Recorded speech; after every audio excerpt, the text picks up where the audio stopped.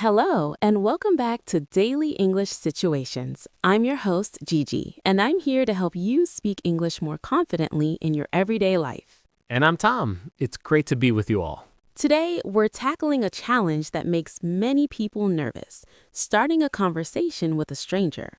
It can feel intimidating, but it's a fantastic skill for making new friends and professional connections.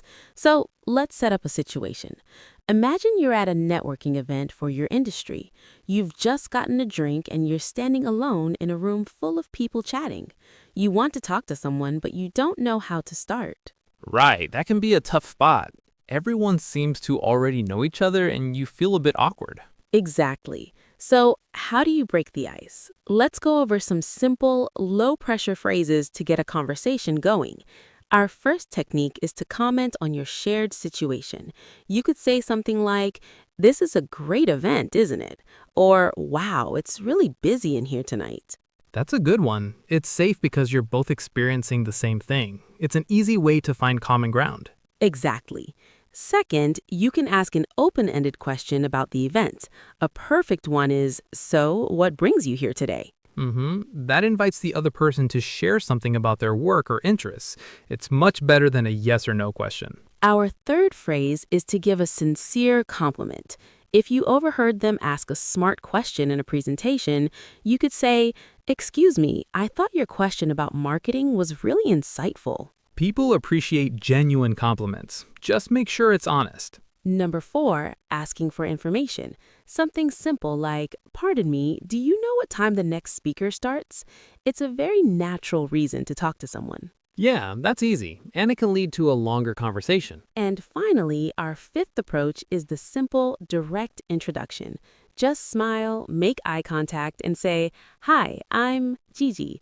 I don't think we've met." Sometimes the simplest way is the best way. Okay, shall we try a dialogue? Let's do it.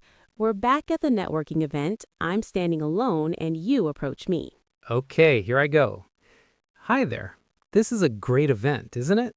There's a lot of energy in the room. It really is. I almost didn't come, but I'm glad I did. By the way, I'm Gigi. Tom, it's a pleasure to meet you. So, what brings you here today? I work in marketing, so I wanted to hear the talk on new media trends. How about you? Same here, actually. I was hoping to connect with a few people in the field. Perfect. Listeners, see how Tom started with a general comment, introduced himself, and then asked the question? It flowed very naturally. And now the conversation is started. Now it's time for our slow practice section. I'll say a phrase and I want you to repeat it out loud. Ready? This is a great event, isn't it? So, what brings you here today? Hi, I'm your name. Nice to meet you. Fantastic. Practicing out loud really helps build confidence for the real moment. It does. Now for a quick review of those useful conversation starters. Tom? Remember, you can comment on the situation, ask what brings them there, give a sincere compliment, ask for information, or just introduce yourself directly. Let's do another example. What about when you have to return an item at the store? That can feel a little intimidating. Oh, definitely. It's easy to feel like you're being difficult. What are some good phrases for that? First, you can start politely with, "I'd like to return this, please." It's simple and direct. Then you can briefly explain the reason. For example, "It's the wrong size," or "It doesn't work." That's a good approach. And what if they say no?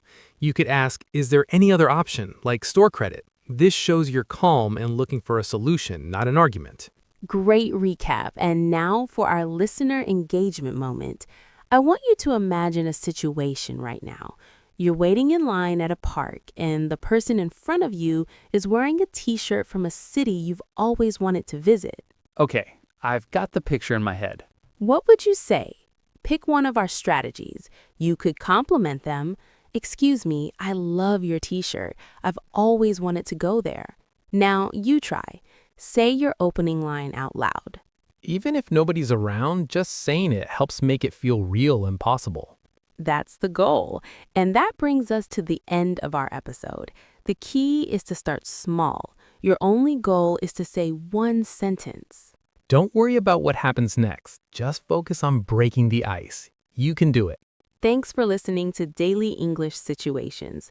We encourage you to step out of your comfort zone this week and try starting one conversation. You'll be surprised at how well it goes.